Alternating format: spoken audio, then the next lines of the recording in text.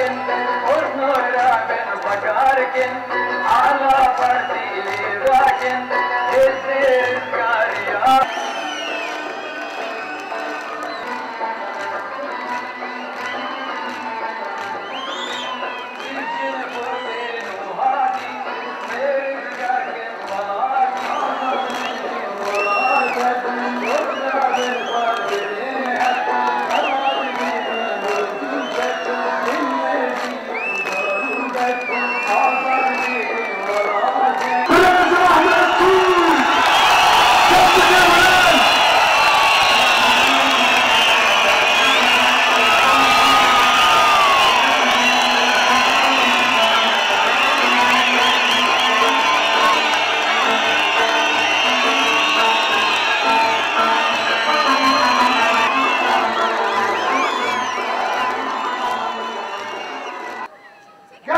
işkenceli ve sene belkesi kuarına giri hum serdirirdin acaba bir olsun jiyanek insani jiyanek gori de kürdan bıkhazır khadab tekoşiyama jibo piyavayı size layık olmak için her şeyi yapacağız. Bu ülkeyi biliyoruz. Bu ülkeyi yaşıyoruz. Bu ülkede barışın, özgürlüğün egemen olması için yollardayız bizler. İçinde değiliz. Eğer biz bu parlamentoya gitmişsek sadece sizin sesiniz olmak için, sizin taleplerinizi dile getirmek için oradayız. Eğer belediye başkanlığına aday oluyorsak, inan ki en iyi hizmeti vermek için bugün meydanlardayız. Bu özgürlük mücadelemizi susturmaya yönelik büyük çabaların içinde olduklarını görüyoruz. Ama susturamazlar, susturamayacaklardır. Bundan emin olunuz. Operasyonlarla karşı karşıya kaldık. Biz şunu söyledik.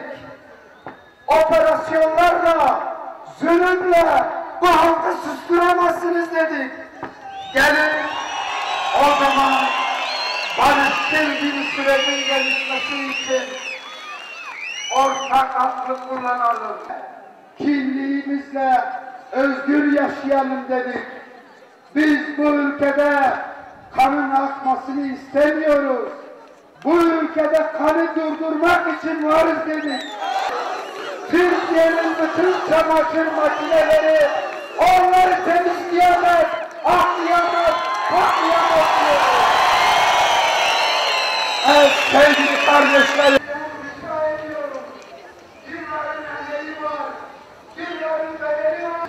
Aşiretlerin evladıyız. Bütün halkımızın evladıyız. Evimiz burası. Mücadelelerimiz zulümle karşı karşıya kalan bu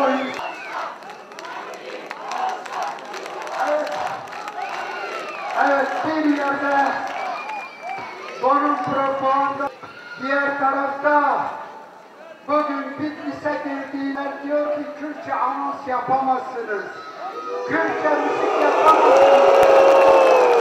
Gerçekten demokratik, adil bir belediyecilik anlayışını esas alıyoruz. Evet, Seyran'ın memleketinde Kürtler başarılı olmak zorunda. Birleşikler istiyoruz.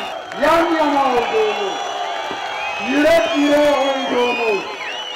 Geçmişte yine Adana'da il başkanlığımızı yapan değerli dostumuz, değerli arkadaşımız, değerli yoldaşımız Kerim Oğur'u belediye başkanı olarak görmek istiyoruz.